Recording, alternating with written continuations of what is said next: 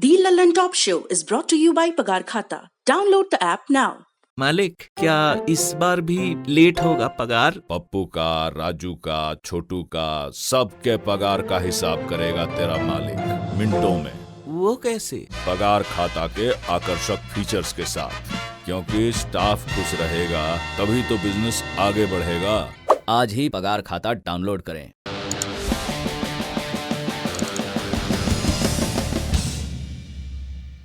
आज के दिन की सबसे बड़ी सुर्खी, बल्कि कहिए सबसे बड़ी खबर, पत्रकार प्रिया रमानी के मामले में आए फैसले से बनी। दिल्ली की राउज एवेन्यू कोर्ट ने आज पत्रकार प्रिया रमानी को मानहानि के मामले में बरी कर दिया। ये क्या है मानहानि का मामला? इसकी शुरुआत 2017 से होती है। 2017 में वोग इंडिया मैगजीन में एक आर्टिकल लिखा प्रिया रमानी ने, और इसमें इल्जाम लगाया कि एक बहुत प्रतिष्ठित संपादक ने मेरा यौन उत्पीड़न किया। 2018 का दौर आता है, अगले बरस मीटू का कैंपेन चलता है, और तब रमानी ने यह दावा किया कि ये संपादक, जिनका जिक्र मैंने अपने आर्टिकल में किया था संकेत के तौर पर, ये एमजे अकबर थे। प्रिया के मुताबिक 1993 में वो मुंबई के ओबराय होटल में नौकरी के लिए इंटरव्यू देने पहुंची थी, और वहां पर एमजे अकबर ने उनका यौन शोषण किया था। तब अकबर सियासत में एक दफा आकर वापस पत्रकारिता में लौट आए थे। कांग्रेस के टिकट पर वो चुनाव लड़ चुके थे, एक बार जीत और फिर हार चुके थे, और उस दौर में पत्रकार थे। रमानी ने इस वाकये को लेकर कई ट्वीट किए। 2018 में एमजे अकबर मोदी कैबिनेट में विदेश राज्य मंत्री थे, मीटू कैंपेन से पहले बन चुके थे।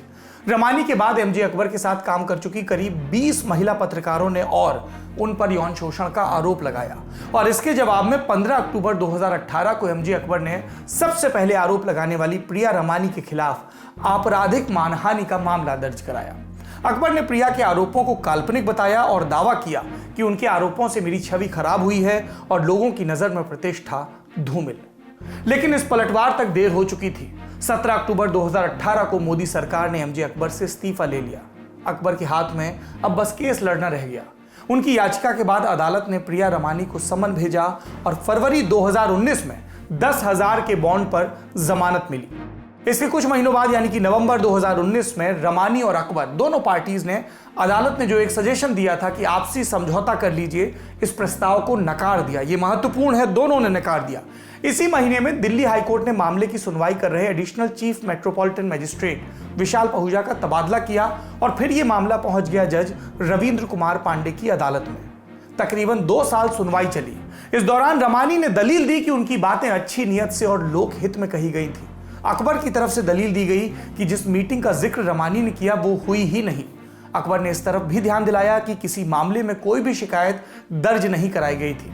ऐसे में तकरीबन 3 दशक बाद सोशल मीडिया ट्रायल का आधार नहीं बनता। फिर रमानी ने अपने आरोपों को साबित करने के लिए कोई सबूत भी नहीं दिया।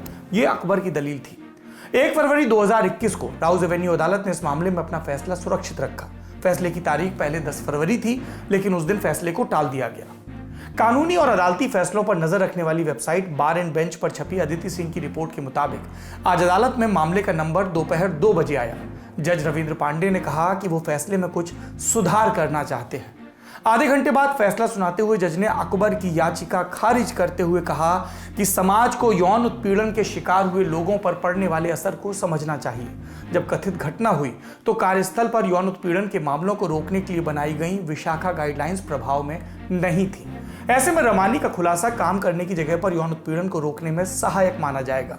अपने फैसले में आगे जज ने कहा कि अकबर भले प्रतिष्ठित हों, लेकिन प्रतिष्ठित व्यक्ति भी यौन उत्पीड़न कर सकता है, और एक औरत को दशकों बाद भी शिकायत करने का अधिकार है। इस फैसले की एक लाइन पर खूब चर्चा हो रही है, right of reputation can't be protected at the cost of right to dignity, यानी प्रतिष्ठा के अधिकार की सुरक्षा मर्यादा और गरिमा के अधिकार की कीमत पर नहीं की जा सकती। गरिमा और मर्यादा प्रधान है, प्रतिष्ठा बाद में आती है। यह फैसला आने के बाद प्रिया ने पत्रकारों से कहा उनकी लड़ाई खुद के लिए नहीं, बल्कि सभी औरतों के लिए थी। इस फैसले के बाद दूसरी औरतें भी आगे आएंगी, और ताकतवर मर्द किसी पीड़िता को कोर्ट में घसीटने से पहले 2 बार सोचेंगे। I feel amazing. I feel vindicated that the court recognized my truth and that justice prevailed. And this case was not about me. It was about all the women who spoke up about sexual harassment in the workplace as part of the Me Too movement. And this is for all of them. And I hope less men try to, less powerful men try to bully women who speak up by filing false cases against them. Akbar फैसले के वक्त नीचे देखते रहे और फिर अपने वकीलों के साथ वहां से चले गए। उनकी प्रतिक्रिया का इंतजार है। हम बढ़ते हैं दूसरी सुर्खी की तरफ जो किसान आंदोलन से जुड़ी है। पंजाब में रेल रोकने से शुरू हुआ किसान आंदोलन अब रेल खोलो के नारे पर पहुंच गया है। राकेश टिकैत ने कहा है कि सरकार ने 8 महीने से रेल रोक रखी है, जनता को परेशानी हो रही है। गुरुवार को होना है रेल रोको आंदोलन और इस समय राकेश टिकैत साहब हैं। आपकी रेलगाड़ी तो जो है ये आंदोलन की वो तो चल रही है, लेकिन देश का कह रहे हैं रेल रोकेंगे। नहीं, हम तो रेल चलवाएंगे, उसके लिए तो आंदोलन रोक के और रेल चलवाने की बात करेंगे कि रेल चलाओ। पूरे देश सरकार ने रेल रोक रखी, पिछले 8 महीने से रेल रोक रखी, देश की जनता दुखी है, तो रेल चलनी चाहिए देश में। लेकिन ये पहली बार देख रहे हैं कि रेल रोक के आप कह रहे हैं रेल चलवाने के लिए, और रेल चलवाने में किसानों का क्या योगदान? एक आधी ट्रेन आ रही, उस पर माला डाल देंगे, उनके लोगों को पूछेंगे भाई क्या परेशानी है। रेल अगर ज्यादा चलती तो रेल में तो फ्री चलने वाले थे, रेल का सबसे ज्यादा स्वागत तो हम करें। अगर रेल जितनी रेल थी वो चलनी चाहिए ना। रेल को कहाँ प्लान बना रहे कि रेल ना चले देश में? 8-9 महीने से हो गए, 1 साल हुआ रहा, रेल रोक के गिर दी सरकार ने। सड़क पर चल रहे चक्का जाम को लेकर टिकैत ने दावा किया कि वो सिर्फ 2 लेन पर बैठे हैं। ट्रैफिक को रोकने का फैसला पुलिस का है। NHAI जो कि हाईवे चलाती है वो यूपी सरकार को कह रही है कि हाईवे खाली करवाइए आप। तो करवा लो ना, वो पिछला वाला है उसको चलाओ। ट्रैफिक तो पूरा चल रहा था यहाँ पे, वो क्यों बंद कर दिया? हाईवे तो बहुत चौड़ा है, हम तो 2 ही तो रोड पे बैठे और तो खाली है, पूरा चलना चाहिए वो। हम भी कह रहे चलो। टिकैत ने यह भी कहा कि वो बंगाल भी जाएंगे। दर्शक जानते हैं बंगाल में विधानसभा चुनाव होने वाले हैं, जिन्हें लेकर भारतीय जनता पार्टी काफी गंभीर है। गंभीर टीएमसी भी है क्योंकि 10 साल का उनका शासनकाल है। नेता जो पक्ष के हों या प्रतिपक्ष के, सभी को लग रहा है कि this is going to be the mother of all elections, क्योंकि इससे भारतीय राजनीति की दशा और दिशा तय होगी। इधर टूल किट मामले में जो किसान प्रोटेस्ट का ही और एक्सटेंशन है, जो अलग अलग मसले शुरू हो गए उनमें से एक, इसमें पुलिस की जांच अभी जारी है। गूगल और जूम की तरफ से जवाब नहीं आया है। इस मामले में दिल्ली पुलिस ने निकिता जैकब और शांतनु मुलुक के खिलाफ गैर जमानती वारंट जारी किया था। इस वारंट के खिलाफ निकिता जैकब ने बंबई हाईकोर्ट में याचिका लगाई थी। वो खुद पेशे से वकील हैं। आज बंबई हाईकोर्ट में फैसला सुनाया गया और इसमें निकिता को 3 हफ्तों तक गिरफ्तारी से राहत दी गई है। इसमें निकिता संबंध न्यायालय के समक्ष जाकर अपना पक्ष रख पाएंगी। मुलुक को पहले ही बंबई हाईकोर्ट ने 10 दिन के लिए राहत दी थी।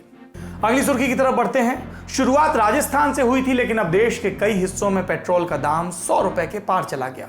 कई जगह पेट्रोल भरने वाली मशीनों को भी दिक्कत आ गई कि उनकी सेटिंग में 3 आंकड़ों वाले दाम के लिए जगह नहीं है। आज तमिलनाडु में तेल और प्राकृतिक गैस से जुड़े प्रोजेक्ट्स का उद्घाटन करते हुए प्रधानमंत्री नरेंद्र मोदी ने इस मसले को एड्रेस किया। क्या कहा कि मिडिल क्लास पर कीमतों का भार इसलिए पड़ा क्योंकि पहले की सरकारों ने आयात घटाने पर ध्यान नहीं दिया। प्रधानमंत्री का संदर्भ 6.5-7 बरस पहले जो सरकारें थीं उनकी तरफ है कि उन्होंने ध्यान नहीं दिया, इसलिए 6.5-7 बरस से कुछ हो नहीं पाया। बाकी आप बयान खुद सुन लीजिए। I do not want to criticize anyone, but I want to say, had we focused on these subjects much earlier, our middle class would not be burdened.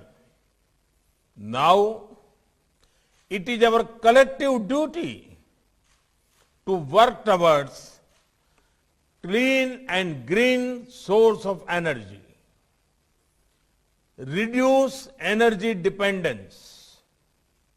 Our government is sensitive to the concerns of the middle class. आपने प्रधानमंत्री का बयान सुना, फिर हमें लगा नेता हैं, अपने हिसाब से बयान देते हैं, तो किसी विशेषज्ञ से भी पूछ लेते हैं कि ये आयात घटाने पर ध्यान देने न ध्यान देने का मसला क्या है। प्रधानमंत्री ने आज जो टिप्पणी की, हालांकि उसमें कोई स्पष्ट संकेत इस बात का नहीं था कि पेट्रोल की बढ़ती कीमतों की तरफ इशारा कर रहे थे, लेकिन स्वाभाविक सी बात है कि पूरे देश में पेट्रोल की बढ़ती कीमतों को लेकर विरोध भी हो रहा है और लोग इसे महसूस कर रहे हैं, तो सरकार इससे अनदेखी कैसे रह सकती है। और उन्होंने आज जिस बयान दिया, इस बयान पर आगे बहस और चर्चा शुरू होगी। उनका कहना था कि पिछली सरकारों ने बड़े पैमाने पर आयात पर निर्भरता बढ़ा दी, लेकिन पेट्रोल डीजल के रिसोर्सेज पूरी दुनिया में सीमित हैं और दुनिया में सारे देशों के पास इसके संसाधन उपलब्ध नहीं है। क्योंकि भारत, चाइना और जापान और दुनिया की बहुत सारी बड़ी अर्थव्यवस्थाएं जो वास्तविक रूप से बड़ी अर्थव्यवस्थाएं हैं, पर उनके पास पेट्रोल डीजल के संसाधन नहीं है और इसलिए अंतर्राष्ट्रीय बाजार में कुछ बड़े देश इनके पास पेट्रोल डीजल है और जो ओपेक देश हैं खासतौर पर, वो पूरी दुनिया को पेट्रोल डीजल की सप्लाई करते हैं और ये निर्भरता बड़ी स्पष्ट है पूरी दुनिया में। तो भारत में अगर हम प्रधानमंत्री के इस बयान का संदर्भ इस बात से लें कि वे पेट्रोल डीजल की कीमतों में बढ़ोतरी को लेकर चिंता की तरफ इशारा कर रहे थे, तो ये थोड़ा सा अजीबो गरीब लगता है, क्योंकि भारतीय बाजार में इस समय कीमतें इसलिए नहीं बढ़ रही है क्योंकि अंतर्राष्ट्रीय बाजार में कच्चे तेल की कीमतें ऊंची, उनमें तो अभी बढ़ोतरी शुरू हुई है, पर पेट्रोल डीजल की कीमतें तो पिछले एक साल में, पेट्रोल की कीमत तो पिछले साल में 18 से 19 रुपए बढ़ चुकी है। तब तो अंतर्राष्ट्रीय बाजार में कच्चे तेल की कीमतें काफी नीचे थी और जो भी ग्रोइंग इकोनॉमीज होती हैं या बढ़ती हुई अर्थव्यवस्थाएं होती हैं, उन्हें ईंधन के या खपत की ज्यादा जरूरत होती है। तो चुनौती भारत में टैक्स का ढांचा ठीक करने की है, जो जहां पर सरकारों ने पेट्रोल और डीजल को अपनी कमाई का एकमात्र सबसे बड़ा स्रोत बना लिया है शायद उसकी जरूरत है। आयात पर निर्भरता तो दुनिया की हर उस अर्थव्यवस्था की बढ़ेगी जिसके पास तेल नहीं है और वो तेजी से ग्रोथ करना चाहती है।